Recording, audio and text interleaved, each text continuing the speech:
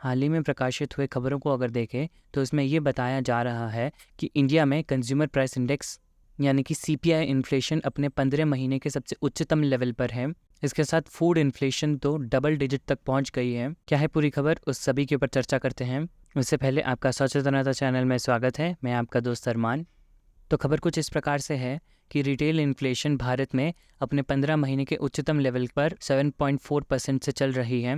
Ministry of statistics के द्वारा जारी किए गए डेटा को अगर देखें, पिछले साल जून के महीने में रिटेल इन्फ्लेशन 4.8% था, जो कि इस साल जुलाई में बढ़ करके 7.4% तक हो चुका है। इसमें भी कंज्यूमर फूड प्राइस इंडेक्स यानी कि CFPI पिछले साल जून के महीने में 4.4% था और इस साल बढ़ करके 11.5% तक पहुंच गया है, जो कि एक बहुत बड़ा डिफरेंस है। Whereas the rural inflation and urban inflation is at 7.6 and 7.2 respectively. इस consumer price index inflation यानी कि CPI इन्फ्लेशन के बढ़ने के पीछे के कारण देखें तो चूंकि CPI इन्फ्लेशन में फूड इन्फ्लेशन को भी इंक्लूड किया जाता है, इसी कारण से जब फूड इन्फ्लेशन बढ़ी तो उसके साथ CPI इन्फ्लेशन भी बढ़ गई। इस पर फूड इन्फ्लेशन के बढ़ने के पीछे के कारण देखें तो इस दौरान जो अनियमित वर्षा हो रही है, जैसे कि हमने हाल ही में सुना था कि उत्तर भारत के कई भाग जिसमें कि हिमाचल और हरियाणा, उत्तराखंड के कई सारे भागों में तेज़ बारिश होने के कारण बहुत सा नुकसान हुआ था। और इसके साथ कई अन्य जगह जहाँ वर्षा होने का एक्सपेक्ट किया जा रहा था, वहाँ पे वर्षा आवश्यकता के अनुसार हुई ही नहीं, जिससे कि इस चेंज ऑफ रेनफॉल पैटर्न के कारण हमारे फार्मर्स एंड उनके क्रॉप्स को बहुत सा नुकसान उठाना पड़ रहा है, जिससे कि खाद्य पदार्थ की चीज़ें महंगी हो जाती हैं। परंतु जून 2023 से जुलाई 2023 में फूड एंड बेवरेजेस के दामों में कुछ राहत मिली थी। परंतु अगर कोर इन्फ्लेशन को देखें, जो कि CPI में से फूड एंड फ्यूल इन्फ्लेशन को हटा करके कैलकुलेट किया जाता है, क्योंकि फूड एंड फ्यूल के प्राइसेस बहुत ही ज़्यादा वॉलेटाइल होते हैं और वो ऊपर नीचे होते रहते हैं, तो कोर इन्फ्लेशन पिछले 20 महीनों के सबसे न्यूनतम लेवल पर यानी कि 5.1% पर है इन जुलाई 23, which is a relief for consumers. पिछले 2 महीने में जितनी भी महंगाई बढ़ी थी उसमें आधा कंट्रीब्यूशन फूड प्राइसेस का था, जैसे कि हमने डिस्कस किया कि वो चेंज इन रेनफॉल पैटर्न के कारण हुआ है, जिस कारण से कि टमाटर जैसे daily use vegetable in the house hold के प्राइसेस में 1400% का इजाफा हुआ था इन लास्ट 3 मंथ्स। अगस्त के महीने में भी इस इन्फ्लेशन से कुछ ज़्यादा राहत मिलते हुए नहीं दिखाई देगी, क्योंकि इस दौरान भी इरेगुलर मॉनसून इफेक्ट दिखाई दे रहे हैं, जिस कारण से कि अगस्त के महीने में भी CPI इन्फ्लेशन 6.5% से ज़्यादा रह सकता है। पर शायद सितंबर के महीने में जब खरीफ क्रॉप्स में प्रोड्यूस्ड फूड सप्लाईज होने लगेंगी, तब शायद अक्टूबर में इस न्यूज़ को हम देखेंगे कि सितंबर से इन्फ्लेशन रेट्स कंट्रोल्ड हैं। मैंने इस पर एक शॉर्ट भी अपलोड किया था, जिसमें कि RBI के द्वारा रेपो रेट को 6.5% ही रखा गया है।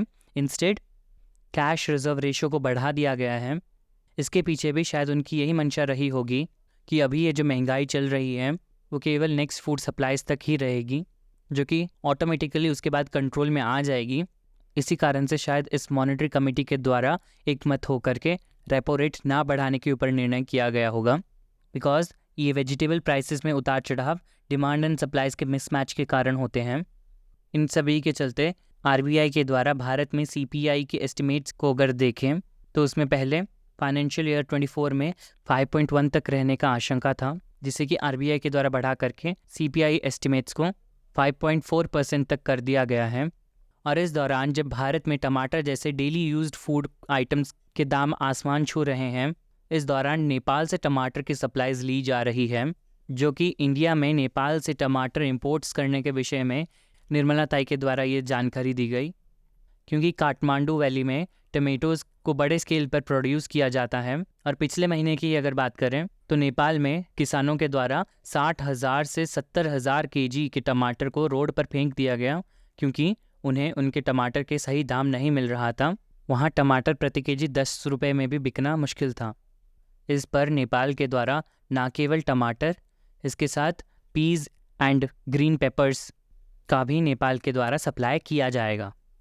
और अभी तक ये जितने भी टमाटर का सप्लाई किया गया है वो बहुत कम मात्रा में लाया गया है, क्योंकि इस पर नेपाल का कहना है कि अगर इंडिया के द्वारा बल्क में टमाटर का इंपोर्ट करना है तो इंडियन मार्केट का नेपाल को एक्सेस देना पड़ेगा, जिससे कि नेपाल भारत में अपने एक्सपोर्ट्स को बूस्ट कर पाए एंड सिंगल हैंडेडली प्रॉफिट्स कमाए।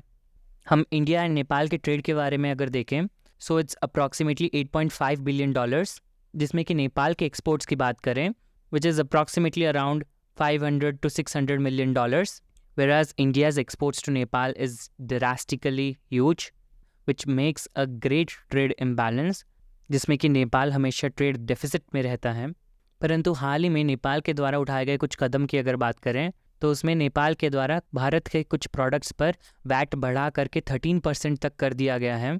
एंड नेपाल के रेजिडेंट्स के द्वारा भारत से 100 रुपीज़ से ज़्यादा का प्रोडक्ट्स खरीद करके वापस नेपाल में ले जाने पर हैवी ड्यूटीज़ कलेक्ट किए जा रहा है, विच इज़ डेफिनेटली अनफेयर, क्योंकि एक और नेपाल खुद के एक्सपोर्ट्स बूस्ट करने के लिए इंडियन मार्केट का एक्सेस चाहता है, एंड ऑन द कॉन्ट्ररी वो खुद के मार्केट का ही एक्सेस इंडिया के लिए बंद कर रहा है। So definitely India and Nepal के बीच में ये डील टोटली नेपाल के टर्म्स में नहीं हो सकती हैं। दोनों ही कंट्रीज़ को म्यूचुअल अंडरस्टैंडिंग के साथ डील करनी चाहिए जो कि दोनों ही पक्षों के लिए लाभदायक हो। एंड इसमें इंडिया को नेपाल के साथ बड़े वाइजली डील करना पड़ेगा, वरना भारत और नेपाल के रिश्तों में दूरियां आ सकती हैं, which will in turn decrease the India's influence, जो कि ग्रेजुअली चाइना के द्वारा अक्वायर किया जा रहा है with his huge investments and loans. इसी कारण से भारत को इस डील के साथ नेपाल में एक सिग्निफिकेंट प्रेजेंस बनानी चाहिए। आप इस पूरे विषय में क्या राय रखते हैं कमेंट सेक्शन में ज़रूर लिखिएगा। इस वीडियो के लिए इतना ही। आपका सचेतनता चैनल में आने के लिए धन्यवाद। See you in the next video.